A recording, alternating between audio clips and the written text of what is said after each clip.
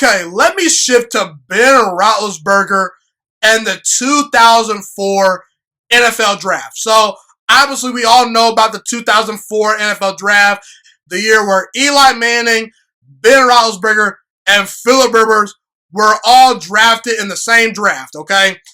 And I think that's pretty safe to say that Ben Roethlisberger, there's overwhelming evidence that Ben Roethlisberger is the best quarterback from that draft class. You know, for a while, I said that Eli Manning might be the best quarterback from that draft class, but over time, my opinions change when new evidence presents itself.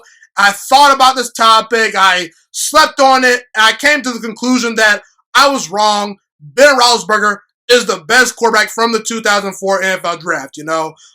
First of all, Ben Roethlisberger in 2020 is having an unbelievable season, you know. Completing about 67% of his throws. He's got 24 touchdown passes, 5 interceptions on the season, a pass rate over 100, and the Pittsburgh Steelers are now undefeated. They were 8-8 last year due to Ben Roethlisberger's injury. Now they're undefeated at 11-0, heading into Week 13 versus Washington, okay? Now, when evaluating who's the best quarterback from the 2004 NFL Draft between Ben Roethlisberger, Eli Manning, and Philip Rivers, I'm going to eliminate Philip Rivers from this conversation, you know. Philip Rivers is a good quarterback, no doubt about it, and definitely should get some consideration for the Hall of Fame, in my opinion. But he's just not accomplished enough, you know. He's never been to a Super Bowl, never won a Super Bowl, because if you've never been to a Super Bowl, you never won a Super Bowl, obviously. In the playoffs, he's got a 5-6 playoff record. In those playoff games, he's completing 59% of his passes, thrown 14 touchdowns and 10 interceptions. He's missed the playoffs 10 times in his career.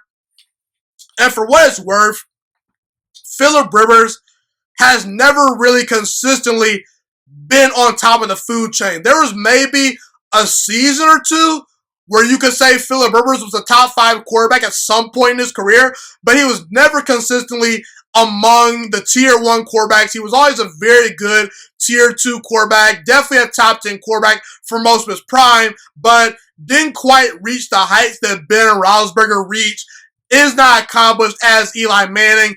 I'm going to eliminate him. So it comes down to Eli Manning and Ben Roethlisberger. Now, initially, I said that Eli Manning ranked higher on the all-time list than Ben Roethlisberger, and that he actually was the best quarterback from this draft class about 6 months ago, just because I said he's shown the ability to beat Tom Brady when it matters most. Ben Roethlisberger's record versus Tom Brady, it's awful. It's horrible. And for what it's worth, Eli Manning is a 2-time Super Bowl champion.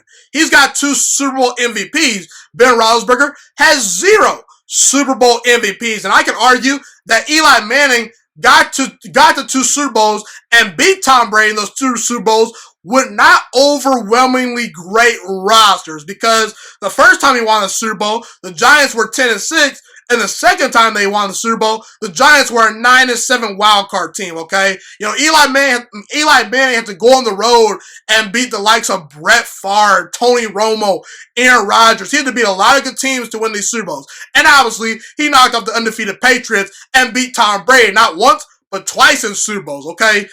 And by the way, I'm very aware that Ben Roethlisberger has won 2 Super Bowls. I just pointed out the fact that Eli Manning has 2 Super Bowl MVPs and Ben Roethlisberger has 0 because, well, it's a fact. Ben Roethlisberger doesn't have any Super Bowl MVPs. Should he have gotten Super Bowl MVP in the second Super Bowl that he won, in my opinion?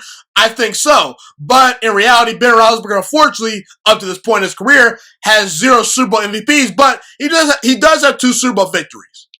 You know, and I've always kind of said that Eli Manning, you know, he's been more durable than Ben Roethlisberger throughout his career. He once, a long time ago, played 210 consecutive games, which is amazing. Eli Manning, if you're talking durability, he's got Roethlisberger beat. And I said that Eli Manning also has been a better leader up to this point in his career than Ben Roethlisberger, because Ben Roethlisberger, for a long time, you know, he was kind of a teammate that was a little moody, and he also has in the past gone on different radio stations and aired out his teammates, something Eli Manning never did. However, I've changed my mind, because I've always kind of thought, what if Eli Manning had the teams that Ben Roethlisberger had? he could have won more Super Bowls than Ben Roethlisberger. And that might be true, but I also said, what if Cam Newton went to a team where he was coached by Bill Belichick? And in reality, it looks like Cam Newton is just not that accurate. I said, what if Carson Wentz got more help this year? When in reality, it looks like Carson Wentz is just not as good as we thought. I'm kind of done with what ifs when it comes to sports, So I changed my mind. And, for what it's worth, Ben Roethlisberger, when we look at him, did Eli Manning have better playoff runs than Ben Roethlisberger en route to getting to his Super Bowls? Probably. But Ben Roethlisberger has been to more Super Bowls than Eli Manning. He's won the same amount. Ben Roethlisberger has a better career winning percentage than Eli Manning by 18 points. Ben Roethlisberger for his career has won 68% of his games. Eli Manning in the regular season is a 500 quarterback. There's a big gap right there, people. I think I'll take the guy that has gotten to more Super Bowls. I think I'll take the guy that has won 68% of his games in the regular season, as opposed to the guy that has won 50% of his games in the regular season. Because guess what, people? In order to win a Super Bowl, you have to get to the playoffs first. And Eli Manning in his career, he missed the playoffs a lot. He only made the playoffs 6 times during his 16-year career. Ben Roethlisberger, in his 17-year career, has made the playoffs 11 times, okay? Keep that in mind. And I think that a lot of people can acknowledge that Ben Roethlisberger accumulated his numbers due to him consistently being a top 5 quarterback in his prime. Eli Manning, he's accumulated his numbers over time due to consistency and due to the fact that he was an Iron Man. And by the way, I'm not trying to take a shot at Eli Manning.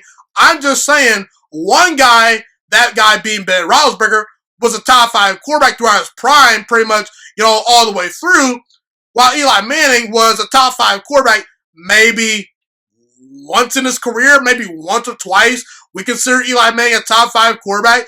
Eli Manning was consistently, sort of like Philip Rivers, consistently a very good quarterback. Never consistently a great quarterback, at least during the regular season, because Ben Roethlisberger already has passed Eli Manning in career touchdown passes, and he's played in 8 less games. He's got 21 more career touchdown passes than Eli Manning, despite playing in 8 less games. Ben Roethlisberger for his career has 387 career touchdown passes. Eli Manning has 366 career touchdown passes. And for what it's worth, I think Ben Roethlisberger could play at a high level for about another 3 to 4 seasons. He will continue to add on to those numbers. So, Ben Roethlisberger, he's already beaten Eli Manning in touchdown passes for his career. He's already gotten beat in career yards, 59,079 yards for Ben Roethlisberger's career, 57,023 yards for Eli Manning's career. When we look at completion percentage and passer rating, Ben Roethlisberger has the edge over Eli Manning, 64.5%. As far as completion percentage for Ben Roethlisberger, Eli Manning, he's around 60%. Ben Roethlisberger, he's got the 13th best passer rating of all time. Eli Manning has the 46th best passer rating of all time. He's tied with Joe Flacco. So, could we make the argument that Eli Manning, if you take away one of his Super Bowls, isn't he just a better version of Joe Flacco?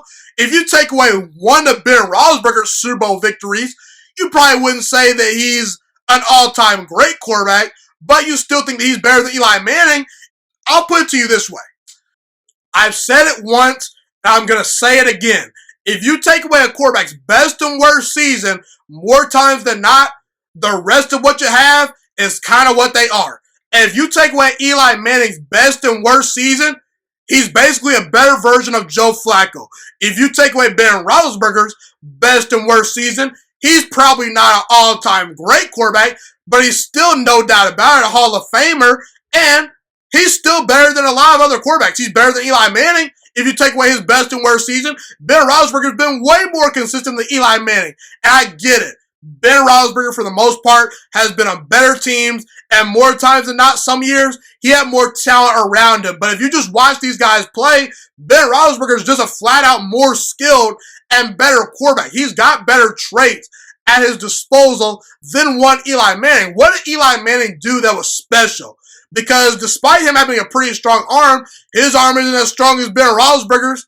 So when it comes to the quarterbacks from the 2004 draft class, if I were to rank them, I would have Ben Roethlisberger number 1, Eli Manning number 2, and Philip Rivers number 3. And keep in mind, Eli Manning led the league in interceptions 3 times in his career. That's the only passing category that he has ever led the entire NFL in at any point in his career. Interceptions. So, as great as Eli Manning was, he's not better than Ben Roethlisberger.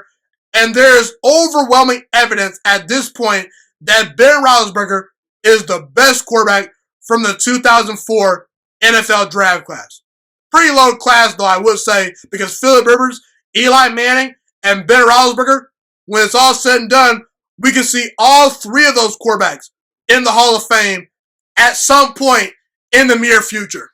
Thank you so much for watching this video today. Please also note that the Juice Alert Sports Podcast is not just a YouTube channel. It is available on all podcasting platforms, including Spotify, Google Podcasts, iTunes, and Apple Podcasts. Also, if you enjoyed this video, be sure to like, comment, subscribe, and share this content with all your friends. This podcast is my favorite thing in the entire world right now. It is my passion. And I want more people to listen to this podcast. I really want this podcast to grow. Also, a fun fact about me is that I want to go into the sports broadcasting and media world once I graduate from the University of Toledo, a college in Northern Ohio. I am looking to become one of the next great sports broadcasters and analysts out in the world.